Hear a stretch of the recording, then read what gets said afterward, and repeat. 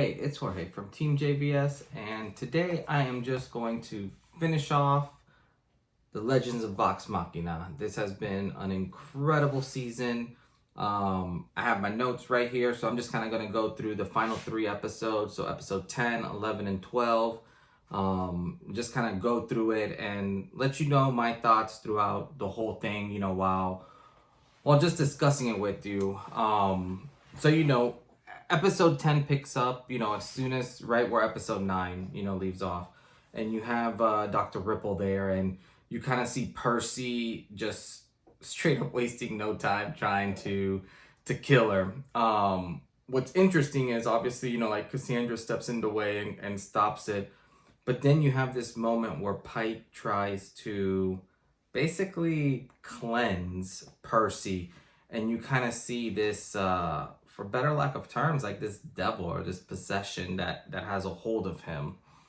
From there, you kind of hear a little bit more about, the doctor and how she was working with the Briarwoods and that situation, which I thought was kind of interesting, and it makes sense why Percy obviously wants to destroy her. But then she started talking about the ziggurat, which, that just kind of seemed very trippy. Well, from there, you kind of see the team going through like all these underground tunnels, and they end up basically in this crypt. And I forgot which one of the characters say it. I have it here, but I don't think I wrote down who. But while they're in there, all of a sudden they're just like, wait, we're in a tomb, and didn't they bring back all of the the undead? And all of a sudden, from there you see all these dead ancestors of Percy and Cassandra coming out to kill them. So that was kind of a neat scene, seeing them just kind of fighting back and forth.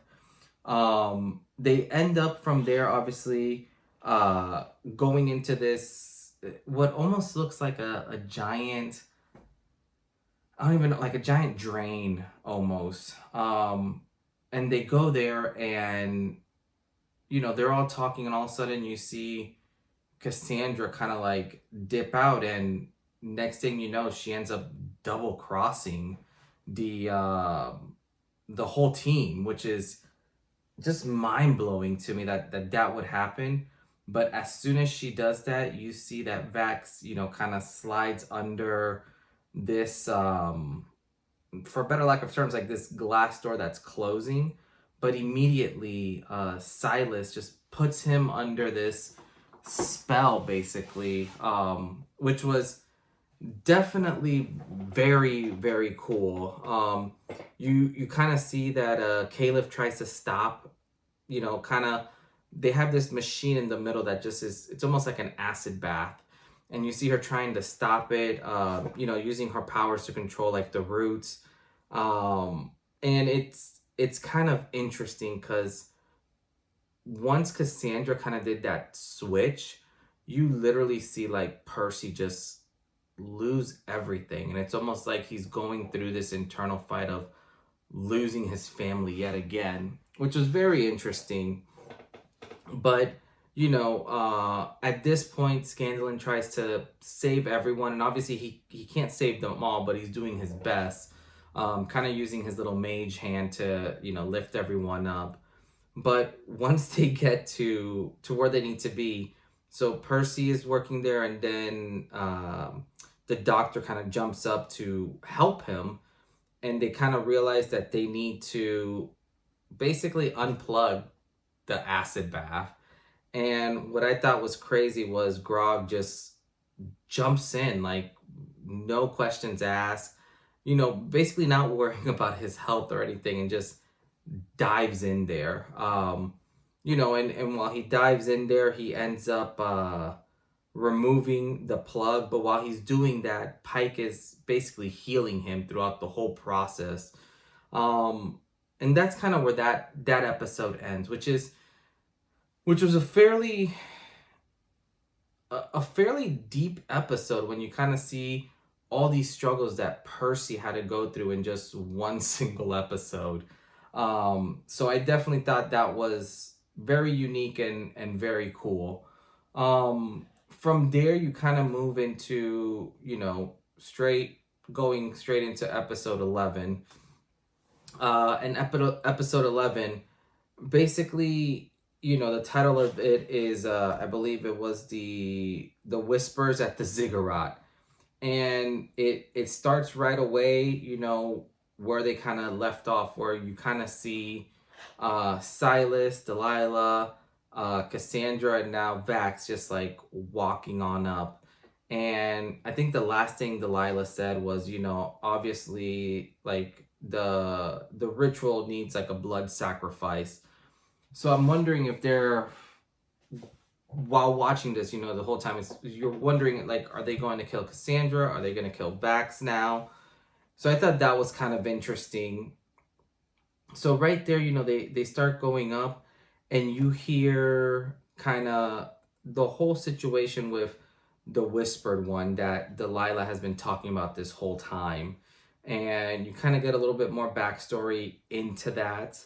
But then, Scandalin remembers, when you look at this building, Scandalin remembers that he was looking at it in that one book that Delilah was spazzing out over, and I think it was like episode 3, I believe. And him and Caliph basically at the same time just kind of realized that it wasn't like a spell book or something. It was an instruction manual on how to wake this up. From here, you kind of see this like awesome battle, kind of start out where Vex and Vax just start going at it, and seeing, two rogues kind of attacking each other, and the way that they were doing it, it was so unique and just so well done.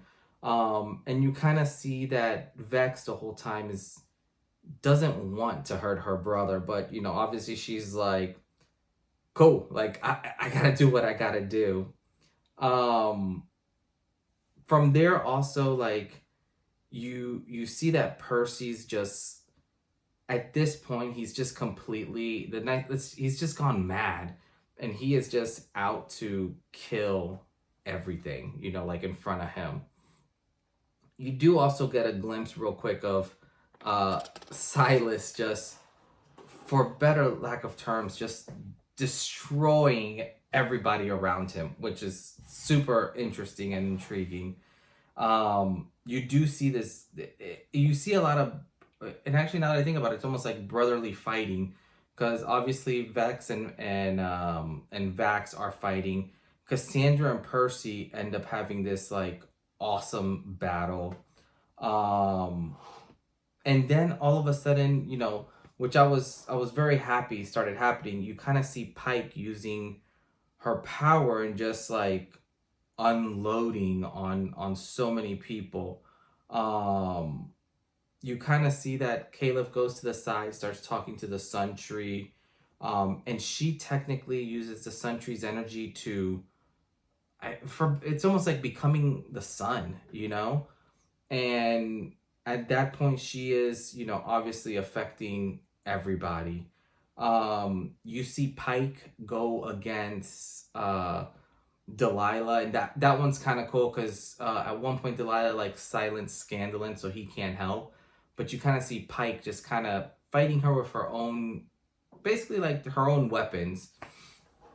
The one fight which I thought was super cool was seeing Grog versus Silas. That fight was done very, very well, and at one point, Grog finally has a hold of Silas, and he basically just tells Caliph, like, just blast him, and she's very timid about doing it because she knows if she shoots him, that at the end of it, she's going to, hurt Grog as well. And Grog just gives her this confidence of like, no, I can handle it and I can take it, just go ahead and shoot it. She shoots this sunbeam that comes out and completely vaporizes Silas, which in a sense was a little disappointing just seeing how, not how quickly he died, because obviously he like beat the crap out of so many people, but just how quickly he just got vaporized. Um, from there, like as soon as Delilah sees this, she just runs straight into the temple, and immediately she starts like kind of her spell. What's weird here is like as soon as she enters the temple and closes the door, there's like all these undead basically and souls just all on the inside of the temple, which was very interesting. From there, you kind of see this. They finally break open the door, and you see this crazy fight, which basically ends up being like the entire Vox Machina crew against Delilah. And this was the part that was really intriguing to me because you really get to see how powerful Delilah is. Um, but it kind of it keeps going, and immediately, the only way to do it, um, which for me was such a crazy turning point. Delilah ends up sending this, like strike towards Vex, and Caliph jumps in front to take that hit, um, and basically sacrifices her life for her, which was a very like turning point in the episode because you kind of see that and you're just like, I wasn't expecting that from her at all. Immediately when that happens, Percy just ends up like blowing Delilah up, and he basically goes back into the temple, and that's kind of where this episode ends. I think out of all the episodes so far, this one probably had the most fighting. This is almost like the last hurrah, I guess is the nicest way I can put it. Um Definitely a very cool episode, and had so much going on. You finally got like that big death, because obviously with Caliph, you don't know what's happening with her. But from there, you kind of roll right into episode 12. And episode 12, if I recall correctly, it was called The Darkness Within. And just by the title of this one, I figured it was going to kind of surround itself around Percy, and it did. Like this whole season I felt has basically been focused a lot on Percy's background.